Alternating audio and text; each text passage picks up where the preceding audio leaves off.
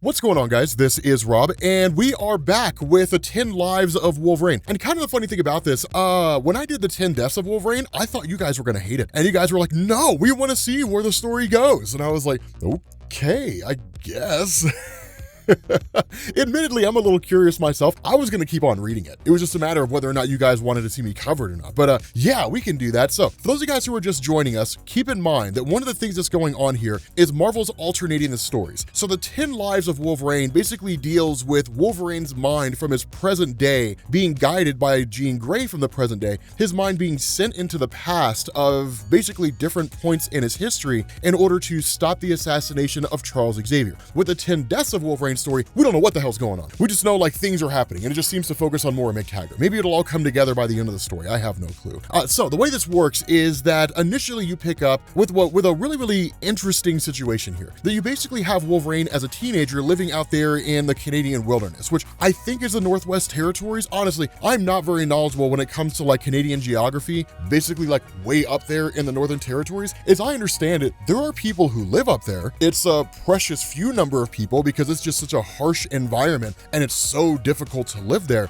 But as I understand it, people live there. And during Wolverine's time, one of the things to know is that following the introduction of his powers, right, the use of his abilities, that he essentially took off, right, ended up out in the Northwest Territories of Canada and stayed there for a while. For a while, he was actually living out in the woods by himself, but nonetheless, it was one of those things where he was living like a wolf, essentially, where his kind of animal instincts were honed, and that's one of the reasons why they're so refined in the modern day. But at this point in time, he's just kind of out there in northern Canada, basically just fighting a polar bear in the sort of gladiatorial games kind of thing. It more or less seems to be one of the ways in which he earns his keep around here. But one of the things that happens is that in the middle of this fight, suddenly the transition takes place. Now, this is where things are interesting because in the first 10 Lives of Wolverine video that we did, the first story, we basically picked up with Wolverine when his mind was sent into the past of his younger self in order to basically save the life of Charles Xavier when Xavier was being born. And so just based on that, the assumption that I had is that all the stories would basically go forward covering these kind of hallmark moments of Wolverine's life and the fact that he would have to kind of deviate from what he was supposed to be doing at the time in order to save Charles Xavier at that point in time. What it looks like is going on here is that the attempted assassinations of Charles Xavier actually go back much earlier than that. And in fact, it's really the attempt to destroy the Xavier family line. And so that X that you see on his head, kind of like the energy X, that's basically the mind of Wolverine from the present day taking over the body of his younger self. And that, of course, he's also guided by Jean Grey. And that's why he just kind of bails out, just takes off and runs,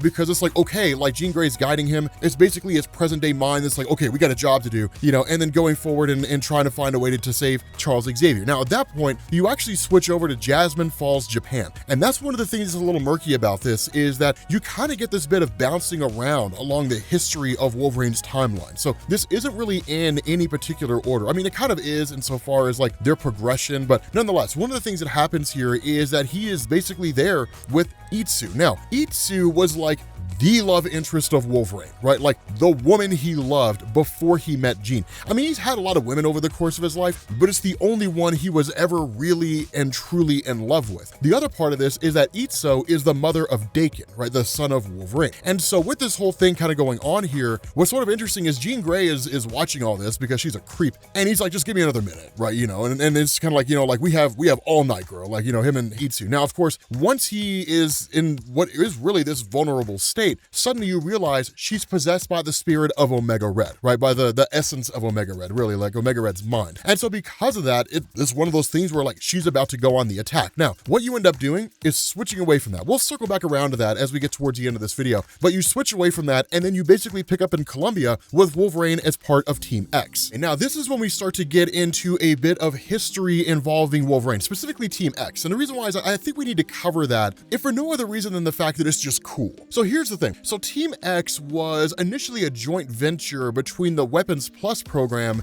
and the United States CIA. Of course, Weapons Plus was basically the attempt to create super soldiers, which included Captain America as Weapon 1, albeit without his knowledge. Of course, that was established in Grant Morrison's New X-Men, and then basically all the iterations after Captain America following his presumed death, going all the way up to Weapon X, which was Weapon 10. Now, initially, when you had like Wolverine and Maverick and Sabretooth and these guys who were all part of Team X, they were not initially part of the Weapon X program yet. That wouldn't come until about a decade after the team disbanded. Instead, they were just one of many groups that existed out there that were Black Ops wet work teams furthering the agenda of the CIA, and in doing so, establishing the validity of the Weapons Plus program insofar as creating what are in effect super soldiers, but without having to do anything particularly special to them. I mean, don't get me wrong, at this point in time, Weapons Plus is still making weapons programs, right? So like, I believe, and I'm not going to swear to that because Marvel doesn't really give us like a definitive timeline, but I believe at this point in time, when Team X is off doing their thing, Weapons Plus is working on weapons 7, 8, and 9, I think is what they're doing. And then eventually Professor Thornton and Carol Hines and Abraham Cornelius will turn their sights to Wolverine and Maverick and Sabretooth and Silver Fox and basically bring them in as the 10th iteration of the Weapons Plus program, also known as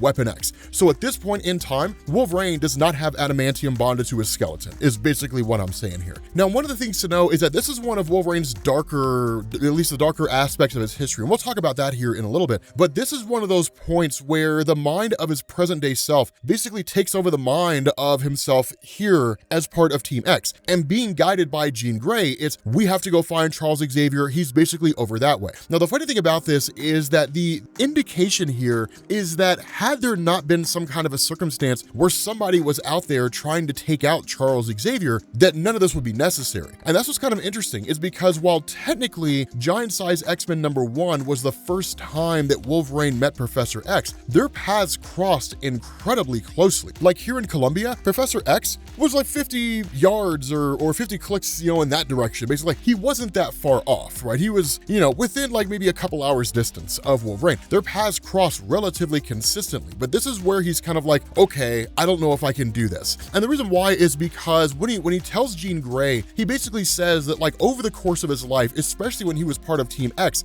I mean, they did all kinds of things, but here in this place in particularly, they ended up like mowing down hundreds of villagers, right? They had mass graves, they had burn piles, and it was all Team X, right? Like they killed everybody here, right? It was an enormous massacre, and Wolverine hated the fact that he had done that. And the reason why is that while he was not officially part of Weapon X and hadn't necessarily had adamantium bonded to his skeleton or anything like that, he was having his memories wiped alongside Sabretooth and Maverick. It wasn't something they were doing willingly, but like his mind was being wiped. He was being given false truths, different things along those lines. And so it's one of those where he was like, I can do this, but if I do, I cannot allow this darker part of my history to continue, right? I cannot allow this just giant massacre to take place. And so what he ends up doing is actually going back to where like Maverick and Sabretooth and all those guys are, and then he basically attacks them, right? Just like massacres them. Now, he doesn't necessarily kill them per se, but he injures the hell out of them, right? So much so that they can't really even complete their mission. And so as Wolverine leaves, you actually end up seeing Sabretooth contacting the professor and saying like Wolverine has basically gone AWOL, right? So when he's asked the question, like, do you require extraction? His response is, no, I'm just telling you I'm gonna kill Wolverine. Now, here's something that I want to establish here. This is not Professor Xavier that he's talking to. This is Professor Thornton, the leader of Weapons Plus. I felt like that was something that needed to be said because I feel like that would throw a lot of people off. Like, why is Sabretooth there? Is he working with Professor X? That's not what's going on, right? He's talking to Professor Thornton, right, as the leader of Weapons Plus. And so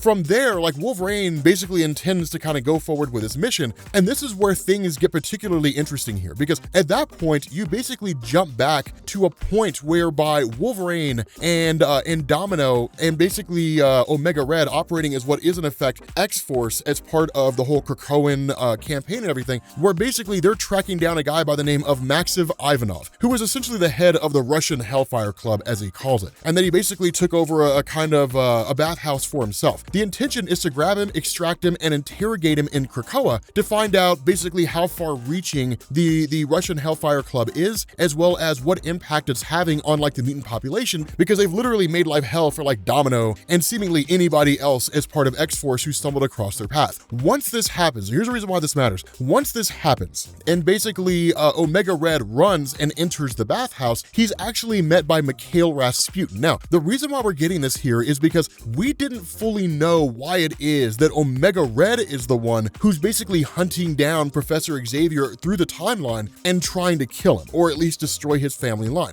This seems to be the reason why, but even then we're not 100% sure. When Mikhail Rasputin shows up, right? And remember, Mikhail Rasputin is a guy who has the ability to alter matter on a localized space. He's one step away, right? He's one writer away from being a guy who can alter reality on a universal scale, right? Because one thing to keep in mind, when it comes to altering matter, some people can do it on a local level, right? Iceman is a good example of that. And then there are people who can do it on a universal level. Franklin Richards is an example of that. All it takes is one writer and that character getting just a power boost, suddenly you can alter reality. Because being able to alter the movement of matter is only one step away from being able to just separate molecules and then recombine those atoms into new molecules, right? This is literally just one step away. And so it's one of those things where Mikhail Rasputin is one of my favorite characters of all time. One, because of just the story arcs he's been in, which have been amazing. And two, because of his potential. He could just be ridiculously OP one day. But what he does here is he actually just kind of alters the body of Omega Red momentarily and then deactivates the tracking device on the carbonadium synthesizer that was given to him by the Quiet Council in Krakoa when they resurrected him, right? Remember, the promise they made is,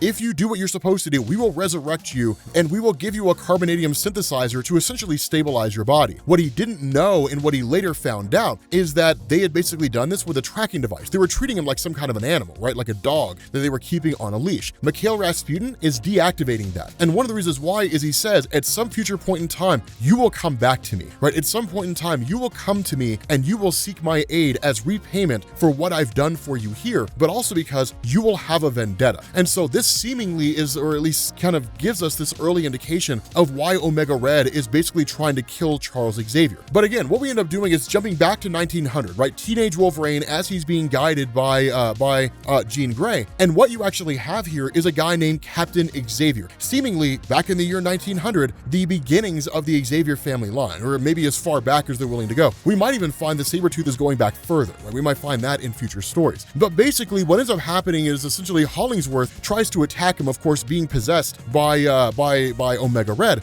And then in turn, once Hollingsworth is like thrown overboard, or really just kind of ends up lunging himself overboard, that everybody else is possessed by Omega Red. And then literally Captain Xavier is like, okay, so it's mutiny then, is what's going on here. And it's one of those things where what Omega Red really seems to do is basically feed on the anger and the disdain of the people around him. And the reason why is because these guys have basically been stuck in ice for quite some time. And that while they had basically managed to catch some seals and whatnot, being stuck in the ice, in the darkness, in northern Canada, basically pissed them off. And essentially what it looks like is Omega Red is building on that, right? Omega Red is using that hatred and that anger. Now, from there, we actually end up finding out Wolverine is heading directly towards Captain Xavier. So presumably, of course, it looks like he'll end up saving his life. We don't find out here. Instead, what we end up doing is switching over to the fight between Itsu and Wolverine when Itsu, possessed by Omega Red, goes in for the attack. And it's one of those things where Wolverine is doing everything he can to basically neutralize her without having to kill her. But knowing Omega Red as he knows him, and knowing how capable Itsu is as a fighter, Wolverine seemingly realizes the only way to stop this is to kill Itsu. And so what it looks like Marvel's doing here is, unlike the origin of Daken and like the death of Itsu as it was originally told, which was that Itsu was killed by seemingly Sabretooth, I think, that instead it actually ends up being Wolverine who has to kill her. And Wolverine is the one who's responsible for the death of Daken's mom. And so this is why I say, I feel like Marvel's going to be going through and changing the history of Wolverine, changing his origin up, right? Just kind of switching things around. I don't know if that's going to be the case or not, but let me know what you guys think down in the comments section. Either way, thank you guys for watching this video, and I will catch you all later. Peace.